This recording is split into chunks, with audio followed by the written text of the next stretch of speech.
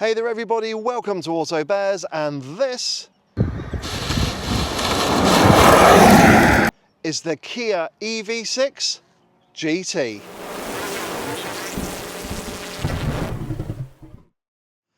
Now, over the last couple of years, we've seen how good Hyundai Group is at producing electric vehicles. From Kia, we've had the e-Niro, the EV6, and the 6 or 7-seater EV9. From Hyundai, we've had the Kona Electric and the Ioniq 5 and 6.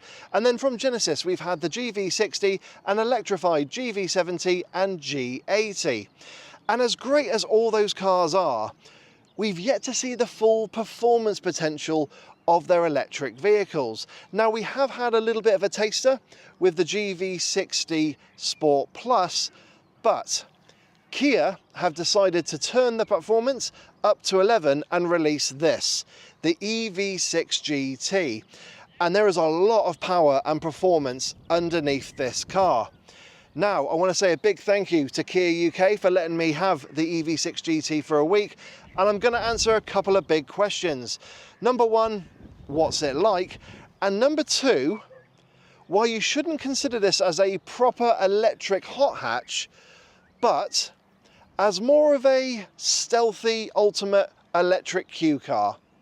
Stick with me to find out why. Now, when it comes to the GT styling, I'm going to be honest, I think it looks very understated and definitely ticks that Q car box, because to a lot of people this will look like a regular EV6 with just some fancy alloy wheels and bright brake calipers. But those are the giveaways to the GT. Yes, we've also got a tiny little GT badge on the back of the car. There is a slightly revised front and rear bumpers, but really you have to be a proper petrol head to really know that this is a GT. Now granted, yes, the 21-inch alloy wheels are bespoke to the GT and are a big giveaway. Also, they are wrapped up in Michelin Pilot Sport 4S's, and that's a pretty serious tyre. So yeah, to a lot of people this will look like a regular EV6 with some fancy wheels on the side. But I do love the steel matte grey paint job. It really does make the GT stand out. But we've got a little bit of a problem, because literally in the last couple of weeks, Kia have unveiled the facelifted version of the EV6, and the styling kind of falls into line with the likes of the EV9 and the upcoming EV3. So we have got a change to the headlight cluster and daytime running light. But I still stand by what I said when I drove the Air version of the EV6 a couple of years ago. The front end looks gorgeous, really sculpted, aerodynamic, and because of that kind of short, stubby nose, shows that it is an EV. But at the back of the car, it again does show it's an EV, but I don't know, it just seems a bit kind of chunky and bulbous at the rear, and kind of, as a result, makes it look like a little bit of a heavy car. But as we'll find out, you don't need to worry when it comes to the performance of the GT. But let me know what you think of the GT styling in the comments section below. Do you like it with this matte grey paint job, or are there better looking cars out there in the EV performance segment? Let me know in the comments section. But on that note, I think it's time we stop looking at the exterior of the EV6 GT and see what's different on the interior. Sat in the front of the GT, you are presented with a very comfortable, nicely laid out and well screwed together interior. In fact, it feels for the most part like a regular EV6 interior with a couple of added sporting touches. So to let you know that this is the GT, we have got a GT badge on the dashboard. We got a little GT button here on the steering wheel, which is painted neon. I do like that little touch. And then we got some stitching as well on the steering wheel, which is also neon. And then we got these one-piece bucket seats, which look the part and actually feel the part as well. And we got some more neon piping and stitching on the outer edges. And then the center is covered in Alcantara. And they are really lovely. They do hold a big bear like me in place, but I will mention it's manual adjustment only. There's no electric adjustment. Also with the steering, we have got both rake and reach adjustments, so getting the ideal driving position is easy. However, if you do want things like adjustable lumbar support, things like that, don't look at the GT and just go for a regular EV6. And if you do suffer from any kind of mobility issues, because this is a mega hatchback, it does mean you've got a slightly raised seated position, so getting in and out of the GT should be pretty easy. But I will mention that there's no grab handles for the driver's side, but there is for the front passenger. And then it comes to the interior quality, which, just like the EV6, is pretty good. We got soft touch plastic here on the dash and on top of the doors. We got Alcantara here on the door panels. Here on the center console we got a bit of piano black plastic and also some metal effect trim here as well, so it is prone to smudges and fingerprints. And I'll also mention, on a sunny day, granted not today, this can be quite reflective, so that's just something to be aware of. And then lower down, yes, we do have your hard scratchy plastics, but they do feel of a decent quality. So yeah, when you get yourself into the EV6 GT's driver's seat, it's a nice comfortable place to be. It doesn't feel overly sporty, even though we've got these sporty seats, but that just adds to the GT's Q car status. Cubby spaces in the GT are pretty much identical to what you get in the regular EV6, and that means it's pretty good. We've got some decent sized door pockets. We can get a medium sized bottle of drink in there, and they are lined with fabric as well, so loose items shouldn't make too much noise. Now, on the top of this floating center console, we have got a couple of cup holders here. The one at the front is more circular and will probably feel better for most people putting like a coffee cup or a can of drink in there. The one behind is a little bit more square, so that could be a bit awkward, but they both come with little plastic grippers. There is a little divider here as well, which separates an additional compartment, so if you don't want to put a drink in the rear cup holder, you could put something larger in there as well. And then we've got the center armrest, which actually unveils a pretty decent size of underarm storage, and it is all lined with fabric, so again, loose items shouldn't make too much noise. And then underneath the center console, which again is floating, we have got a big tray area as well, which is rubber lined, and that's perfect for putting some larger items in there. And then just moving a little bit forward, we do have a 12-volt socket, 2 USB-C charging inputs, and a USB-A charging input. And I will mention still, there's no wireless Apple CarPlay or Android Auto, it's wired only, so that's a little bit disappointing. And then when I had the Air trim of the EV6 a couple of years ago, this little kind of tray area here was perfect to put your phone, but it wasn't a wireless charging pad. On the GT, it is. And then finally, we have got the glove box, which is actually of a very decent size and shape. Unfortunately, it's not lined with any fabric, but it really is useful. And unlike the GV60 and Ioniq 5, it's a regular glove box and not like a pull-out tray, which is quite unique on those cars. So yeah, when it comes to the cubby spaces here in the GT, they're exactly the same as the regular EV6, which means that they're actually pretty good. Now, one thing I did love about the EV6 when I reviewed it a couple of years ago is the mixture of touch sensitive and physical buttons. So speaking of physical buttons, we have got on the center console your 2 buttons for the heated seats up front and your heated steering wheel, a big button to start stop the EV6 as well. It doesn't come on automatically like a couple of its rivals. We have got a big rotary knob for the gear selector with a park in the center, 3 little buttons for the auto hold, your parking sensors, and 360 cameras. And then on the steering wheel on the left hand side, we have got your radar guided cruise controls, and then we've got the controls for the digital driver display and going through the various menus. And then on the right hand side, we have got your voice communication and media controls, as well as a little kind of dedicated button that you can have for the infotainment system and assign it to a specific page. And then at the bottom, we got 2 little buttons here, one that says drive mode. We pretty much know what that's going to do, and one that says GT. Again, we probably know what that button's going to do as well. And then we just got a couple of buttons on the right hand side that do things like the electric handbrake, traction control, opening of the charge cover, and also of the boot. And then we've got this little panel here on the dashboard, which if you've got a Sportage or a new Nero, basically means you can go through the shortcut buttons for the infotainment system using the little rotary knobs for things like changing channels or the volume. But then at the touch of a button, it changes to your dual zone climate control. And I think it's a very intuitive system. It works really well. Some people have said they've been quite confused by it, but I'm not sure how you can be. It just works brilliantly, and everything's kind of in the same place, so you know where to go in order to operate the systems. However, if you are a big fan of buttons, like obviously physical buttons, but you still want the performance of an EV6 GT, then I might recommend looking at something like the Hyundai Ioniq 5N, which basically has the same performance as the GT, but is a little bit more in your face. But you do get those physical buttons. So yeah, when it comes to the physical buttons and touch sensitive buttons here in the GT's interior, just like the regular EV6, really nicely laid out, well integrated, and it works.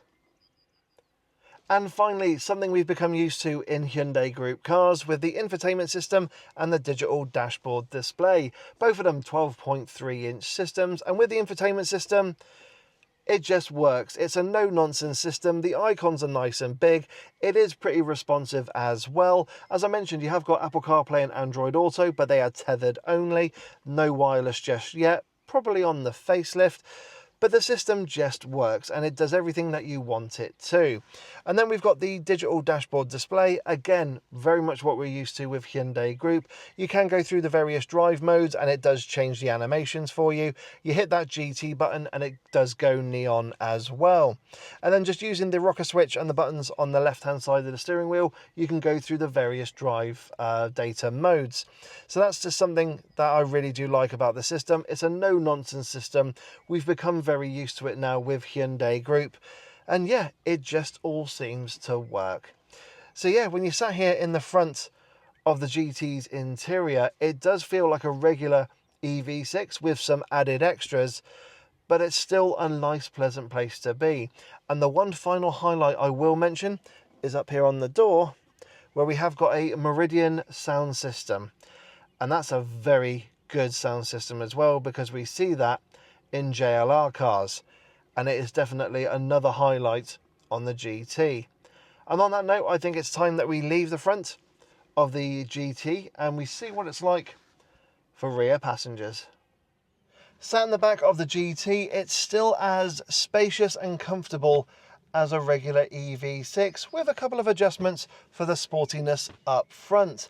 Now, getting in and out of the back of the GT is really easy because the doors open nice and wide. Just mind your head getting out of the car, because the top of the door sill is actually a bit low. But once you're sat in here, you find it is still very spacious, and I've got plenty of headroom. Knee room is also really good as well, but I can't seem to kind of tuck my feet underneath the driver's seat, so that's just something to be aware of. And that driver's seat is set to my driving position, and I'm 5'7" tall and 5'7" wide. I do think you can get a couple of 6-footers sat in the back of the EV6 GT, and they would be nice and comfortable. 3 adults at a push, but easily 3 kids, and they would definitely appreciate the completely flat floor in here. Now, speaking of kids, we have got ISOFIX supports on the outer seats. There are no covers or anything. The bars are actually nice and exposed, so it should be pretty easy to affix a child's seat. And then when it comes to cubby spaces, just like the regular EV6, it's not too bad when it comes to the door pockets. They're still lined with fabric, and you could get a small, possibly medium-sized bottle of drink in there. However, we do lose out of the aeroplane style pockets on the backs of the front seats to make way for these sporty bucket seats, but we do have an armrest that comes down with a couple of cup holders in there with this kind of unique plastic cover, which does kind of pull back, so you can actually use it as a little bit of extra space there. I will also mention you have got a little bit of through loading from the boot area into the rear seat area, so if you have got any long items, that will definitely come in handy. And then when it comes to features, what we have got is heated outer seats, and we've got 2 stages to them here in the back. Now, usually on the regular EV6, the USB-C charging inputs would be here on the sides of the front seats. But because they're sporty seats, they're not on there. They're in a regular spot down below behind the center console there. So that's actually really quite cool, but there's nothing else there or any kind of space to put your mobile phone whilst it's charging, which means, yes, missing out on those aeroplane style pockets does actually kind of, yeah, show that you have to hold on to your phone whilst it's charging. And then we've got the windows, which are of a nice decent size. They are lovely and square and tinted as well, and they do open all the way down. And then finally we have got some reclining here in the back as well, which is pretty decent. So it does mean you can kind of sit back and relax whilst you're on a long journey. So yeah, it is actually very decent and spacious back here in the GT, just like the regular EV6, but there are a couple of things where it does kind of lose out to the regular EV6, but you know what, it doesn't really matter too much. And on that note, I think it's time that we leave the rear passenger area and we see what it's like in the boot. Opening the boot of the GT presents you with 480 litres of space, which is actually pretty decent for this segment of car and given the performance that this car has. You actually only lose 10 litres of space compared to a regular EV6 due to the fact that we got a larger rear motor on this car. Now, when you get the boot open, you are greeted by a nice wide square load area. There's virtually no load lip to navigate over, and I do love the metal scuff plate.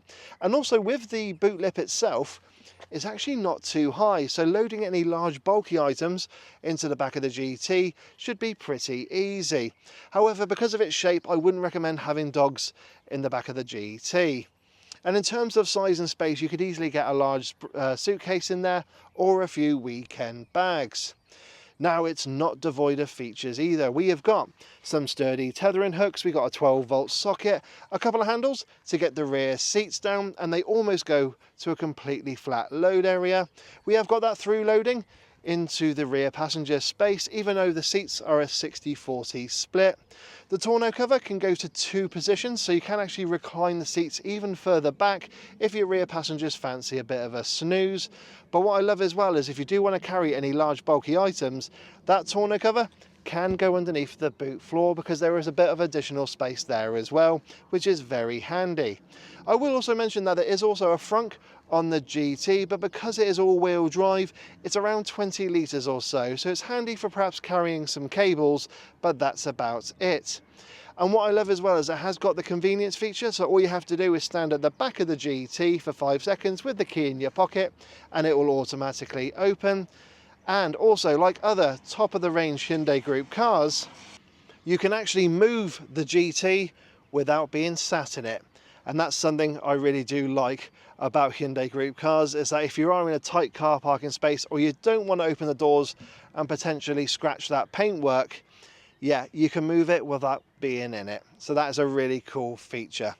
I will also mention, again, like the regular EV6, your charging port is here at the back in the corner there for you, which is very handy. So yeah, on that note, I think it's time we get the boot down of this very versatile family electric vehicle and we finally go and see what all that performance is about. So once you start driving the GT, first impressions are pretty good. It feels like a normal EV6, but with just firmer suspension and bucket seats that hold you in all the right places. And plus, yes, it's a little bit more responsive under your right foot. Now, when it comes to visibility, because we've got that slightly raised seating position, it is pretty much okay, and the same as a normal EV6. I got a great view of the road ahead, and because this is a ground up EV, you have got that short stubby bonnet area, so you can't judge where the front of the car is, but you do get front parking sensors and cameras as standard. The A-pillars are still thick and chunky, and on a couple of occasions I have had to look around them if I'm at a junction or a roundabout. The wing mirrors are of a lovely size and shape. I have got blind spot monitoring as well, and I've also got, because this is a Hyundai Group car and a top of the range one, the blind spot cameras when I indicate and look to change lanes on the motorway. That is a feature I absolutely love in Hyundai Group cars. Just going to wait for this person to go by. And then if I look over my shoulder, I still find I've got a slightly thick C-pillar there, which can create a bit of a blind spot, but I have got, like I said, blind spot monitoring and those cameras. And then we've got the rear visibility as well, which is okay, but the top of the kind of boot lid when it hits the rear screen is quite high. So there is a positive and a negative to that. So the positive is, because I haven't got a rear windscreen wiper, as you're driving around, dirt and muck and everything is not kicked up onto that screen. So I really do love that design feature. Same as what I experienced on the MG4. But if you have got water that sits on the rear screen, it doesn't go anywhere. But because you haven't got the dirt and muck there, it means that your rear visibility isn't exactly obscured by all the kind of crap you get when you're driving in the rain. And I will mention that the rear headrests do obstruct your view a little bit. So some rivals out there do have better all-round visibility. Something like the Hyundai Ioniq 5N, for example, because of that boxy shape. But like I said, when you start driving in the GT, it feels very much like an EV6. Just when you hit that right pedal, the performance is there. Batteries and performance. So under the floor, we've got the same 77.4 kilowatt hour battery, but the power has been significantly increased. So we've got 2 electric motors, all-wheel drive. So at the rear, we have got 362 brake horsepower from that rear motor, and at the front, it's 215 brake horsepower, which makes, yes, a grand total of 577 brake horsepower and a mighty 740 Newton meters of torque. I mean, that's just phenomenal. And then comes the performance. 0 to 60 takes 3.5 seconds, and this just annihilates pretty much everything in its class, and for a lot of models in the class above. In terms of the cost per performance ratio, this is just on another level. And all you have to do is hit that GT button, just tap your right foot,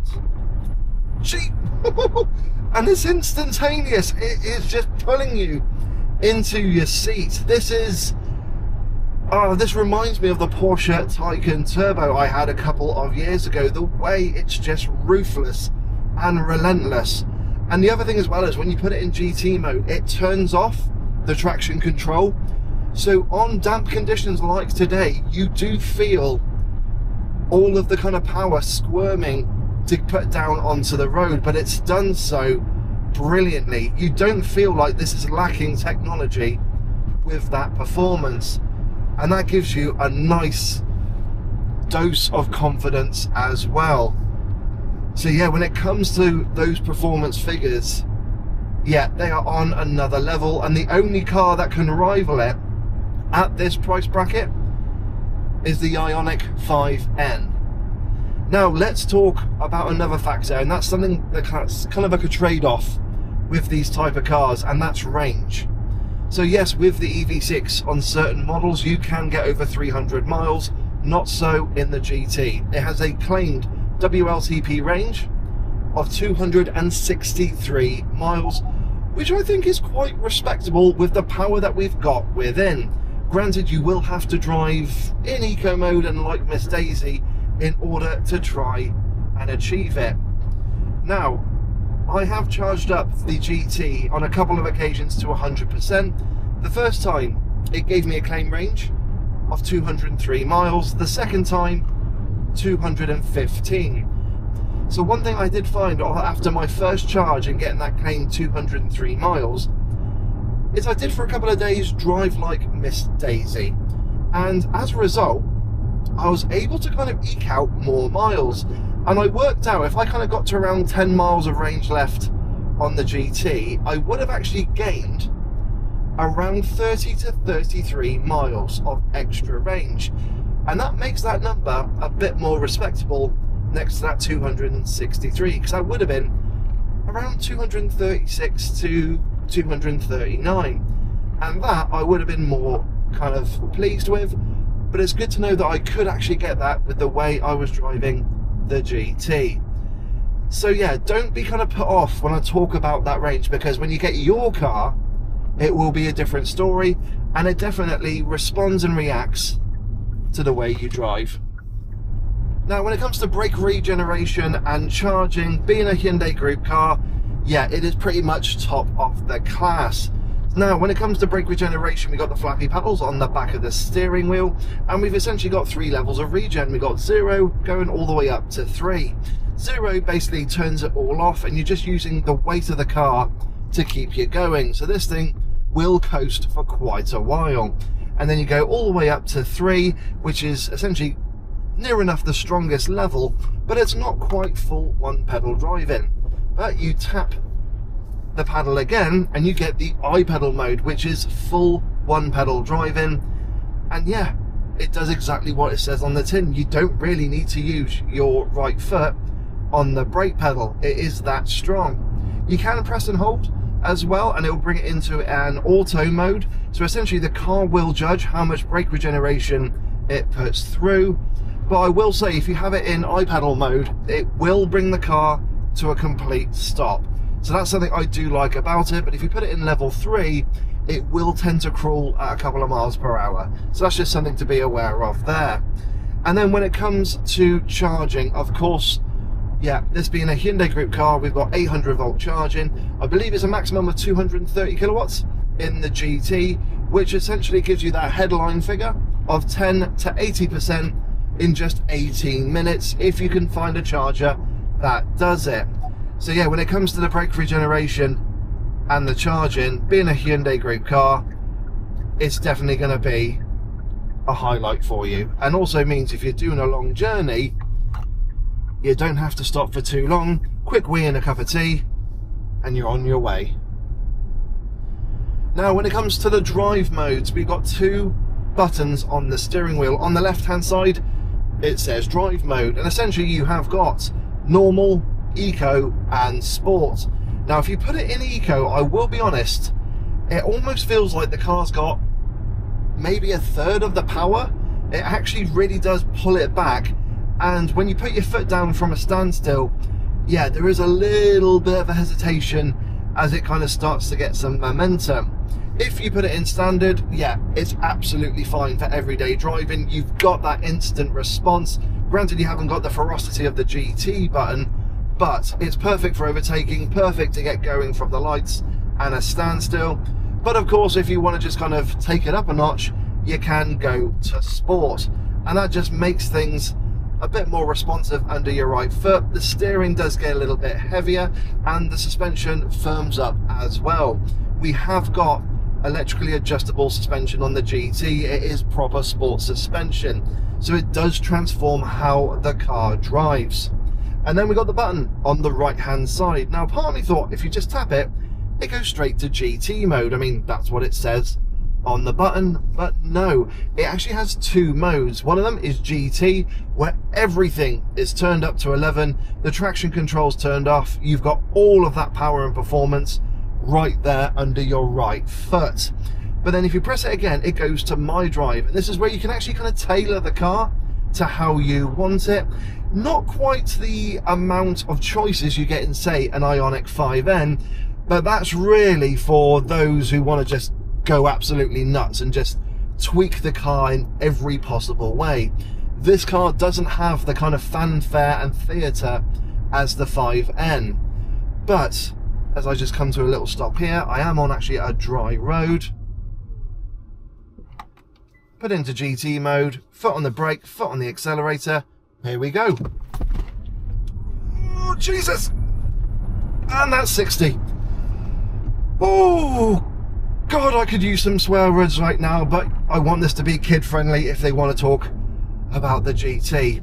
But not only in GT mode, it actually stiffens the suspension a bit more, even though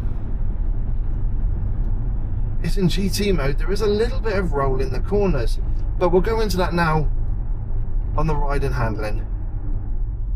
Now, when it comes to ride and refinement in the GT, I'm going to say it's okay, but you have to remember there has to be a trade-off with the family-friendly version of the EV6. Now, I'm driving in a little village here, which I know these roads are not the nicest, but as you can see, it's dealing with a lot of the bumps and imperfections very well, but you can hear them. and you do get some booms and vibrations coming into the cabin. And for the most part, for everyday driving, you shouldn't have too many issues. But if you do go over a big rut, pothole or manhole cover, you can get some of those big booms come into the cabin, especially with knowing the fact that you've got the larger alloy wheels and that sports suspension. But I am impressed how it's dealing with these roads in the village, because I know that they are not the nicest, and that, there you go, you are going to feel them into the cabin.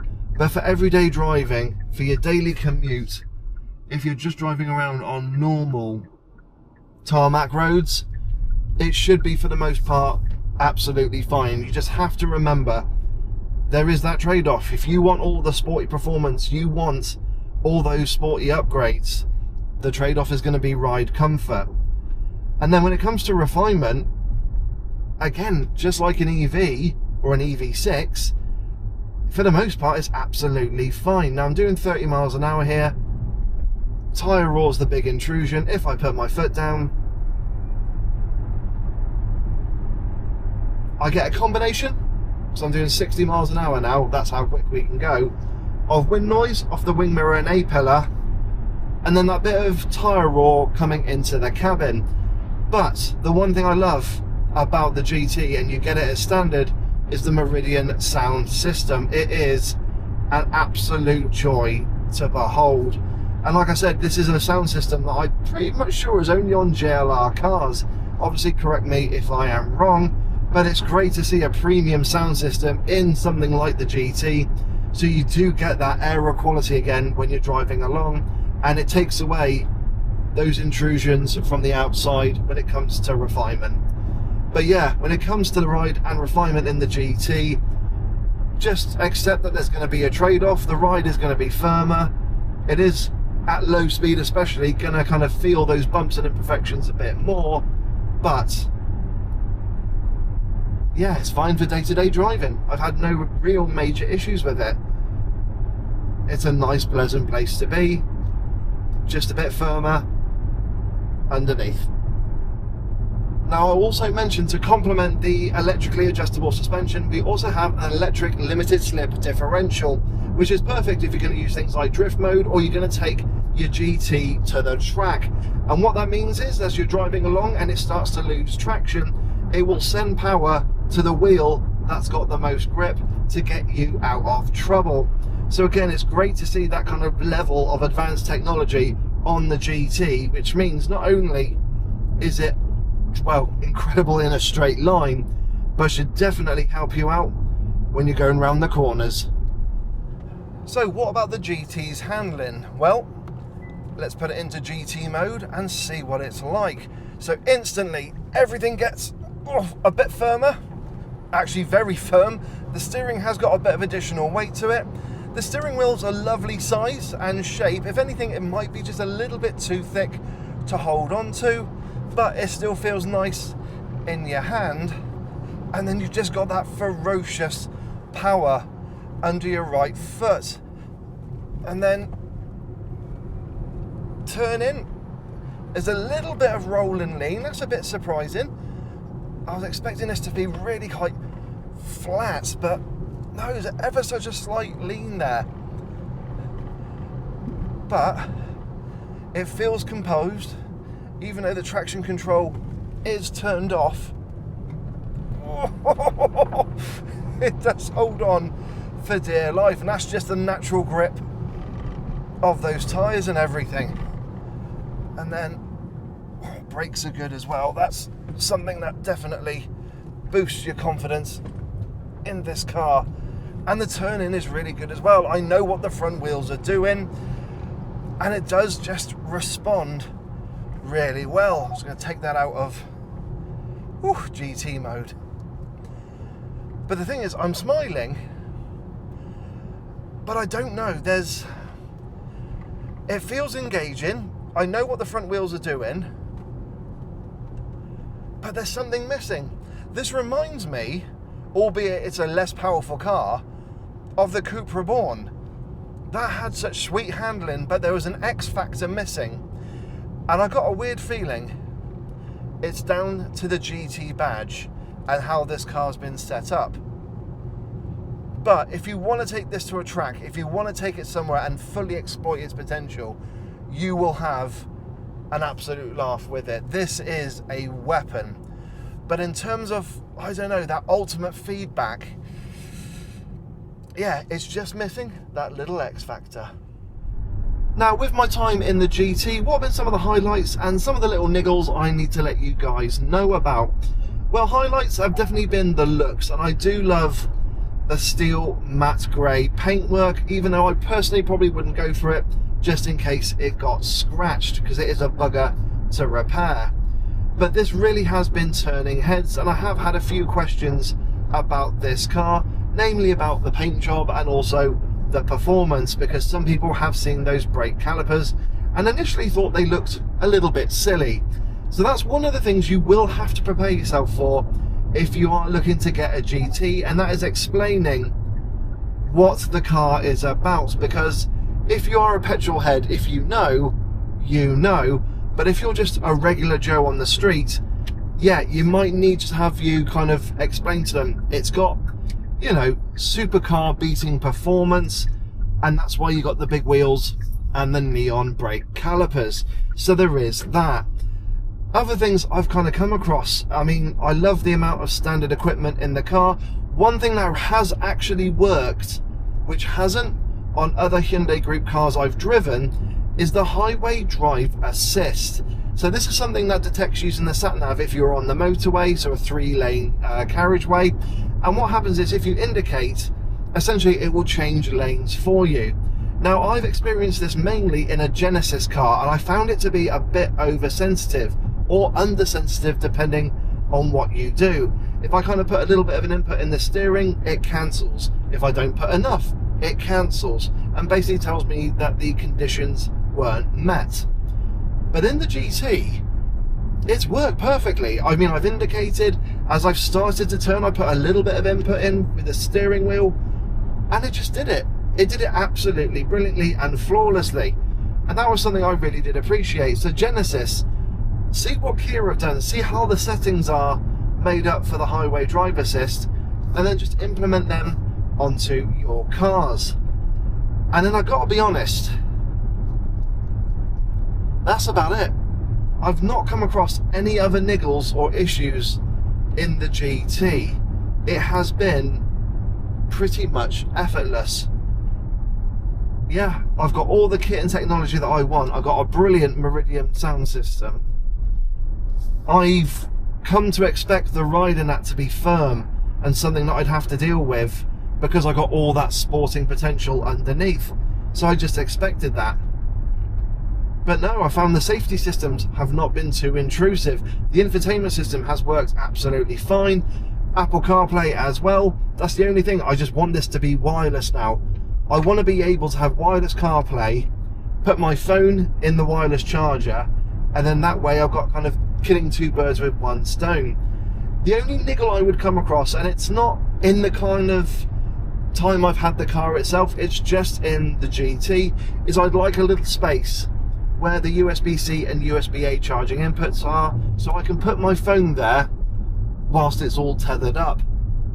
Just like a Genesis or a Hyundai Ioniq 5, you have a little kind of pouch area where you can put your phone and just leave it be. But other than that, no. I've been massively impressed with the GT, and I think it's now time we just, well, move on to the conclusion. So, what are my thoughts on the Kia EV6 GT? Well, as a car, it is just phenomenal in terms of performance, in terms of practicality, charging capability. It's just an amazing statement from the Korean brand of what they can do performance-wise with their electric vehicles. You've got all that practicality, rear passenger space, you've got all the standard equipment, and it still drives really lovely. Yes, there are compromises with range and ride comfort, but it's just a really lovely place to be, and you get a 7-year warranty.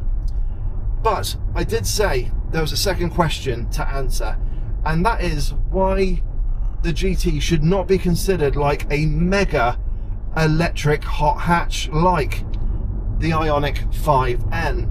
And it comes simply down to that badge, GT. It's a Grand Tourer.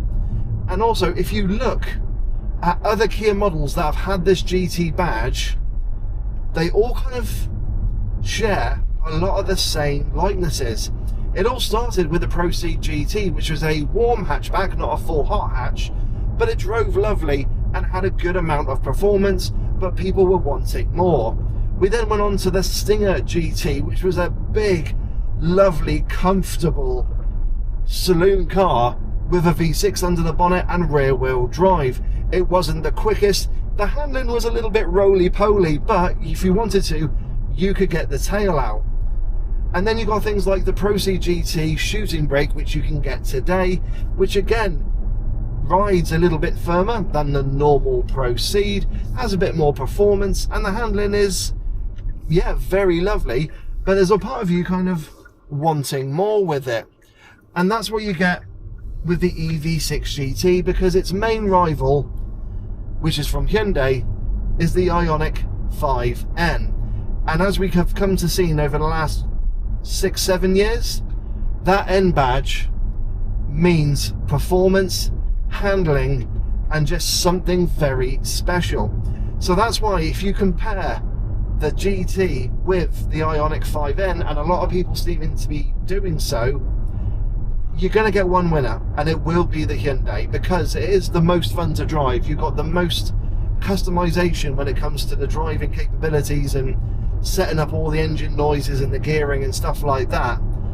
And then you kind of feel as though the EV6 has been left a little bit in the dark and almost feels a little bit neglected.